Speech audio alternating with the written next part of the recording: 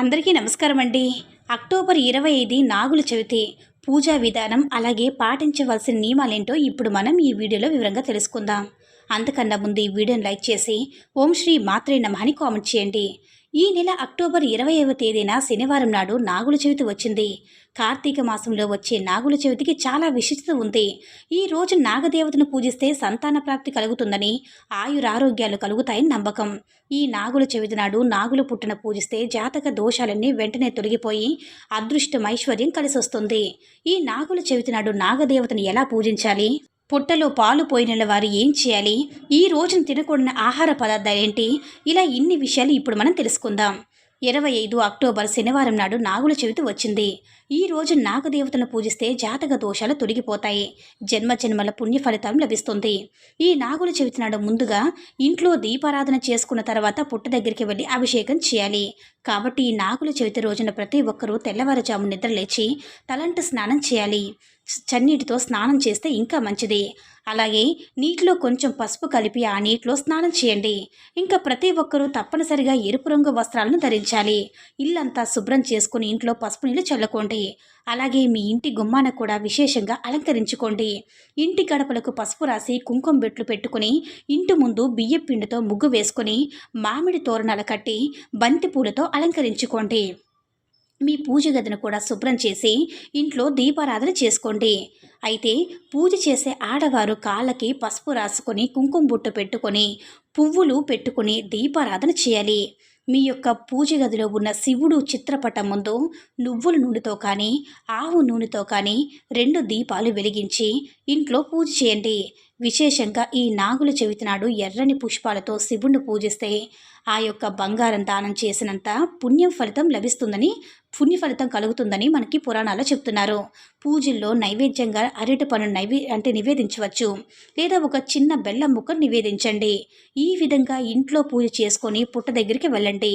నాగుల పుట్ట అందుబాటులో లేకపోతే ఏదైనా సరే శివాలయానికి వెళ్ళి శివాలయంలో ఉన్న నాగదేవత విగ్రహాలకు ఆవు పాలతో అభిషేకం చేయవచ్చు. ఇక పుట్ట దగ్గరికి వెళ్ళేవారు కొన్ని రకాల పూజ సామాగ్రిని ముందుగానే సిద్ధం చేసుకోండి. పసుపు, కుంకుమలు, ఎరుపు రంగు పుష్పాలు, అగరవత్తలు, కర్పూరం, అక్షింతలు, ఆవు నెయ్యి, మట్టి ప్రమిదలు, కొబ్బరికాయ, బియ్యపిండి, అలాగే ఆవు పాలు ఈ పూజ సామాగ్రికి ముందుగానే సిద్ధం చేసుకోండి. నాగదేవతకు నైవేద్యంగా చలిమిడి మరియు వడపప్పును కూడా తయారు చేసుకోండి. అలాగే అరటి పండ్లు కూడా సిద్ధం చేసుకోండి.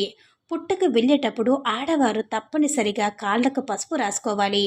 కాళ్లకు పసుపు రాసుకుని పుట్ట దగ్గరికి వెళ్తే స్త్రీలకు సుమంగళి యోగం సిద్ధిస్తుంది. పుట్ట దగ్గరికి వెళ్ళగానే ముందుగా నాగదేవతను స్మరించుకుంటూ నమస్కారం చేసుకోండి. పుట్టపైన పసుపు కుంకుమలు వేసి పుష్పాలను సమర్పించండి.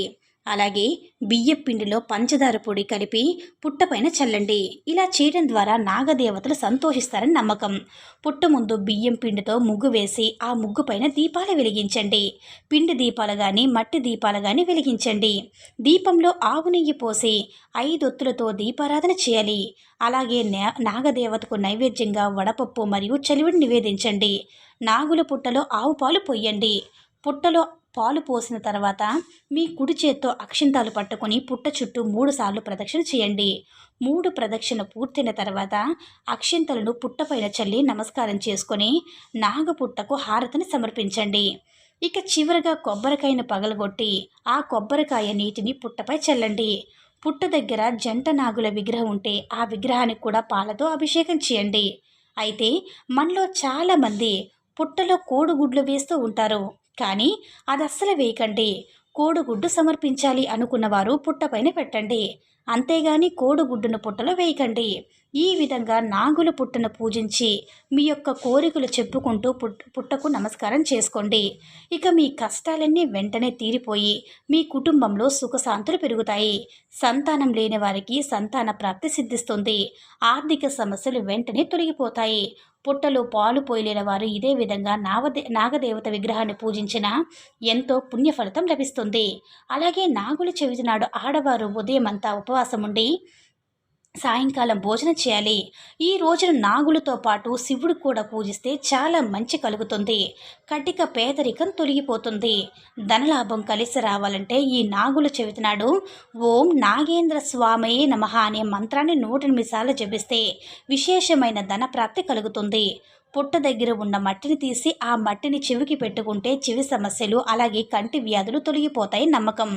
ఇక సంతానం కోసం ఎదురు చూసే ఆడవారు నాగు పుట్టలో పాలు పోసిన తర్వాత పుట్ట మన్నుకు అంటే పుట్ట రాసుకుంటే అంటే పొట్టకు రాసుకుంటే గర్భాశయ దోషాలు తొలగిపోయి వెంటనే సంతాన ప్రాప్తి కలుగుతుందని నమ్మకం.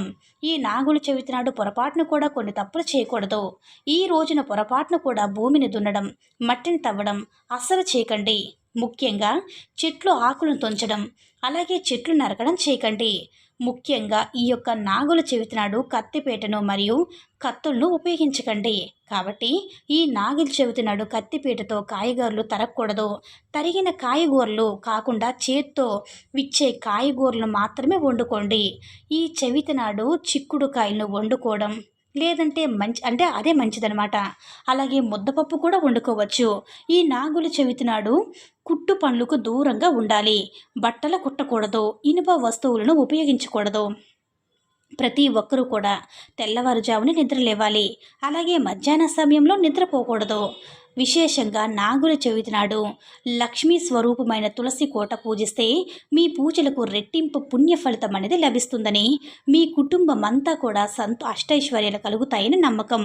కాబట్టి ఈ నాగుల చవితి నాడు ప్రతి ఒక్కరూ కూడా తప్పనిసరిగా ఇంటి ప్రధాన ద్వారం వైపు పసుపుతో జంట నాగుల చిహ్నాలు వేసుకోండి.